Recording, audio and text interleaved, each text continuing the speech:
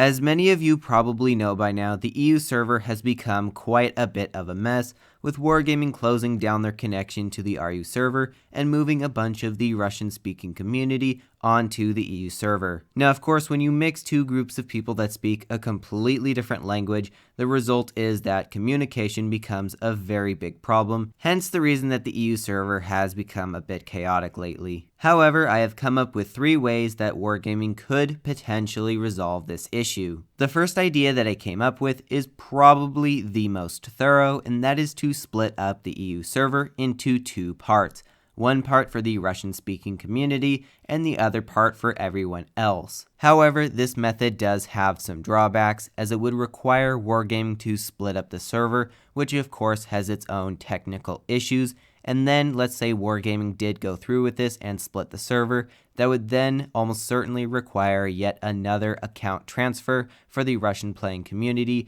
which is not terribly fun, especially considering that they just went through the rigmarole of getting their account onto the EU server in the first place. So for now, I don't think that this is going to be the best approach for Wargaming to take, especially this soon after the initial merging of the servers. Now, the second thing that Wargaming could potentially do to fix the issue would be to change the matchmaker slightly, such that it would actually make a match depending on what language you selected in your in-game settings. For example, let's say you set your settings to Russian, you would be put in one matchmaker, and if your language was set to anything else, you would be put in the other part of the matchmaker. Now, this too does come with its own set of drawbacks, because with a change like this, it would almost certainly affect every single server, and the only way that I could really see Wargaming getting around this would either be to somehow make it so that this matchmaker only came into effect on the EU server,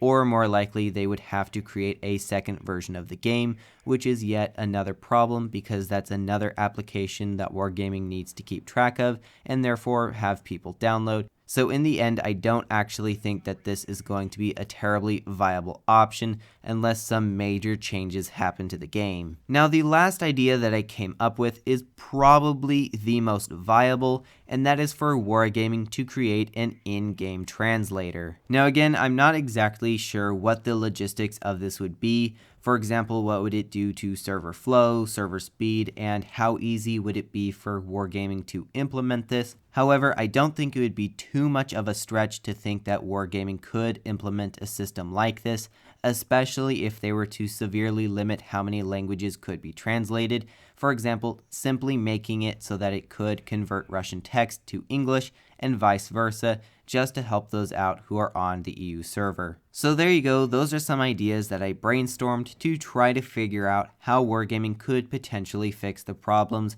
on the EU server. Now, of course, these ideas aren't perfect, so feel free to let me know down in the comments what you think of them, and if you come up with a different idea entirely, feel free to put that down as well so that everyone else can see how you would approach this specific problem. And then lastly, if you want to, you can go down into the description, and there I will leave a link to a poll where you can actually vote on which of these ideas you thought was the best. But anyway, that's all I have for now, and so with that, I hope you all enjoyed, and as always, have fun, good luck, and happy tanking.